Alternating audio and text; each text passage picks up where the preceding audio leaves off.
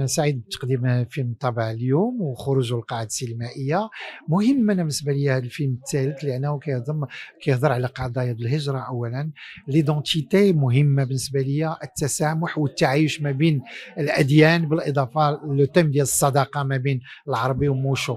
بالنسبة لي هادو سو سون دي فالور اللي مهم أننا نهضروا عليهم الآن في هذا الوقت اللي محافظ على القيم، ولا إنسان ما كنهتموش به وكنعتبروه تخلف رجعيه، ولينا كنحاولوا نقلدوا الناس ولا نصبحوا ناس غيرنا. لذلك انا مهم بالنسبه لي الناس يشوفوا هذا الفيلم، بالاضافه لانه يوثق لمرحله مهمه من التاريخ ديال المغرب اللي في الخمسينات، اللي كان كيجي فيليكس مورا وكان كيختار الابناء ديال المغرب في الجاليه المغاربه اللي كانوا صحاح باش يختارهم، ولكن ما يكونوش قاريين حيت ما عمرهم يطالبوا بالحقوق ديالهم وكيمشيو يخدموا في الخارج، والاغلبيه فيهم ماتوا او خرجوا بعاهات. ما جيو يشوفوا الفيلم لانه ما كايناش شي اسره مغربيه ما عندهم جوج ولا ثلاثه ولا اربعه من الاسر ديالهم عاشوا في الخارج، كيجيو ربما مره في العام، بعض المرات كيعرفوا مشاكلهم، مي كيفاش مشاو هذا مهم اننا نعرفوهم. ايضا الابناء ديالنا في المهجر، وهذا من الاسباب اللي خلاني نقدم الفيلم دابور في فرنسا، كيجيو يشوفوا الاباء ديالهم، وكانت بعض المرات الاعترافات والبكاء في القاعات، لانه الابناء كيطلب من باه ولا مو الاعتذار، كيقول لها سمحوا لنا انا هذا الشيء اللي شفتو في الفيلم اول مره ما عمركم قلتوه ليا وما عمري عرفت. وحتى فرنسيين نفسهم ما عرفوا هذه لابارتي ديستوار انه فيليكس مورا، وكانوا كيجيو يطبعوهم بهذه الطريقه بحال هما بهايم، وفي الاخر اليوم كنقولوا سيروا بحالكم انتم مضايقين علينا. فكنظن هذه لا انسانيه وخصنا نخططوا لها، تغلب عليها دابور في الله سبحانه وتعالى.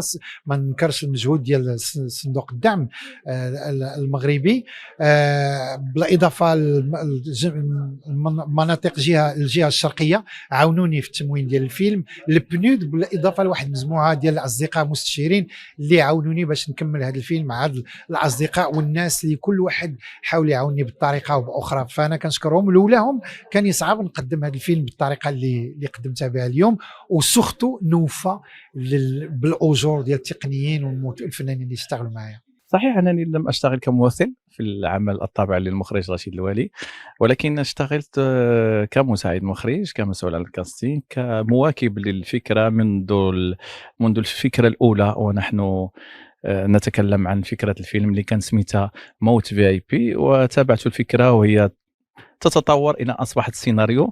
من بعد اشتغلنا على عمليه الانتاج، من بعد الكاستينغ، من بعد التصوير، من بعد المونتاج. الان حين في مرحله التسويق. الحمد لله فرحانين ان الفيلم لقى اقبال في الدول الاوروبيه، خصوصا بلجيكا وفرنسا، خصوصا فرنسا لانه كتعرف جاليه مغربيه كبيره جدا. والان سعداء بالعوده ديالنا الى ارض الوطن، والفيلم غيتعرض اليوم في الدار البيضاء وغدا في الرباط، على اساس غتعم العروض في باقي قاعات المملكه.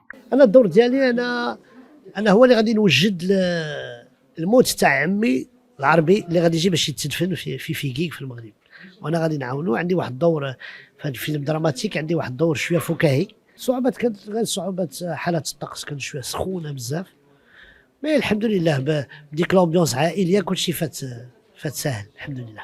انا زدت في بوعرفه، والاصل ديالي انا فيكيكي، زايد في بوعرفه، وكبرت في فرنسا. الو نهار عيط لي رشيد باش نديروا هذا الفيلم، بلا ما نقرا السيناريو، قلت له صافي راني معاك في هاد لافونتور هذه. انا نعرضكم روحوا جهه فيكيك، نروحوا نشوفوا ناس فيكيك، ناس كرماء الحمد لله. كنا كل ساعه يجبنا، كانوا يجيو يكرمونا بالعتاي بالماكله بالماء، المهم تهلاو فينا. ما كانش شي ليله وين ما تعيشيناش عند شي واحد فيكيك.